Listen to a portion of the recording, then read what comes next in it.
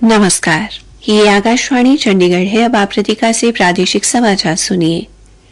प्रधानमंत्री नरेंद्र मोदी ने कहा है कि भारत की स्टार्टअप पारिस्थितिकी देश की युवा शक्ति की अदम्य भावना से अभूतपूर्व ढंग से फल फूल रही है। नई दिल्ली के भारत मंडपम में स्टार्टअप महाकुंभ के तीसरे दिन प्रधानमंत्री ने कहा कि भारत 2047 तक विकसित राष्ट्र बनने की रूपरेखा पर काम कर रहा है।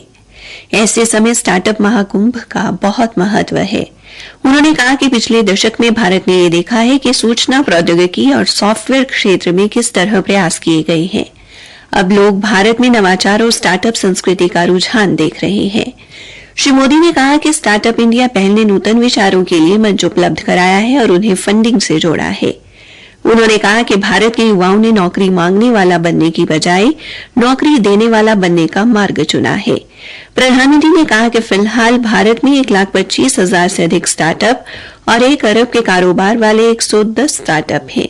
उन्होंने कहा कि आज भारत की स्टार्टअप क्रांति का नेतृत्व देश के छोटे कस्बों के युवा कर रहे हैं। उन्होंने इस बात पर प्रसन्नता व्यक्त की कि अब कृषि, वस्त्र, मेडिसिन, परिवहन, अंतरिक्ष, योग और आयुर्वेद में भी स्टार्टअप शुरू हो गए हैं। लोकसभा चुनाव और 4 राज्यों में विधानसभा चुनावों के लिए निर्वाचन आयोग ने आवश्यक सेवाओं में कार्यरत अनुपस्थित मतदाताओं के लिए डाक मतपत्र के माध्यम से मतदान की सुविधा के लिए विशेष श्रेणी अधिसूचित की है। सूची में मेट्रो, रेलवे, भारतीय संचार निगम लिमिटेड, बिजली और स्वास्थ्य विभाग, अग्निशमन सेवा, डाक सेवा, विमानन, आपदा प्रबंधन विभाग और मीडिया के कर्मचारी शामिल हैं। आयोग ने कहा कि लोक प्रतिनिधित्व अधिनियम 1951 के प्रावधानों के अनुसार उचित विचार करने के बाद आवश्यक सेवाओं में कार्यरत व्यक्तियों को डाक मतपत्र से वोट डालने के लिए अधिसूचित किया गया है।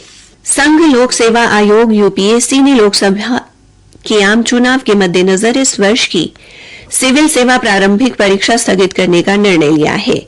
सिविल सेवा प्रारंभिक परीक्षा, जो भारतीय वन सेवा परीक्षा के लिए स्क्रीनिंग टेस्ट के रूप में भी काम करती है, अब इस वर्ष 16 जून को ली जाएगी। ये परीक्षा पहले इस साल 26 मई को होनी थी।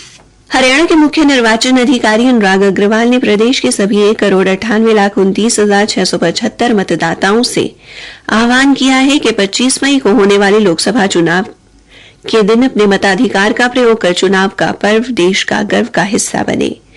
कल चंडीगढ़ में मान्यता प्राप्त राष्ट्रीय एवं राज्य स्तर की राजनीतिक पार्टियों के प्रतिनिधियों की बैठक को संबोधित करते हुए श्री अग्रवाल ने कहा कि आदर्श आचार संहिता का पालन करना सभी प्रत्याशियों व राजनीतिक दलों के लिए अनिवार्य है। उन्होंने कहा कि नामांकन पत्र दाखिल करने वाले उम्मीदवारों को नामांकन दाखिल करते ही चुनावी खर्चे का हिसाब रखना होगा, क्योंकि उसी समय से चुनावी खर्च की गणना शुरू हो जाएगी। श्री अग्रवाल ने कहा कि सभी उम्मीदवारों को अलग से बिल खाते का ब्यौरा देना होगा। उन्होंने कहा कि नामांकन भरते समय प्रत्याशियों को शपथ पत्र के तौर पर फॉर्म नंबर 26 भरना होगा और उसे नोटरी या प्रथम श्रेणी के मजिस्ट्रेट से सत्यापित करवाना होगा। श्री अग्रवाल ने बताया कि स्टार प्रचारक के लिए वाहन के उपयोग हेतु मुख्य निर्वाचन अधिकारी कार्यालय से अनुमति लेना अनिवार्य होगा और चुनावी रैलियों के लिए स्थान जिला निर्वाचन अधिकारी द्वारा तय किए जाएंगे। हरियाणा विद्यालय शिक्षा बोर्ड ने नूंह, पलवल और गुरुग्राम जिले में विज्ञान विषय की परीक्षा का प्रश्न पत्र परीक्षा केंद्र से बाहर जाने की सूचना मिलने पर नूंह के कंट्री ग्रामर स्कूल, पलवल में अलावलपुर के राजकीय वरिष्ठ माध्यमिक विद्यालय के परीक्षा केंद्र 2 व 3 तथा गुरुग्राम जिले में हरचंदपुर के राजकीय वरिष्ठ माध्यमिक विद्यालय के परीक्षा केंद्र में कल ली गई ये परीक्षा रद्द कर दी है। बोर्ड के अध्यक्ष डॉक्टर वीपी यादव ने बताया कि संबंधित परीक्षार्थियों, पर्यवेक्षकों एवं प्रश्न पत्र की फोटो खींचने वालों के खिलाफ मामला दर्ज किया गया है और संबंधित स्टाफ को परीक्षा ड्यूटी से अलग कर दिया गया है।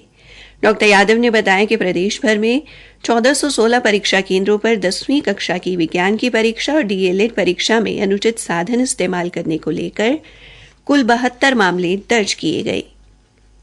पानीपत के समालखा स्थित चुलकाना गांव में फाल्गुन मास के एकादशी पर लगने वाला श्री श्याम बाबा फाल्गुन महोत्सव आज से शुरू हो गया है।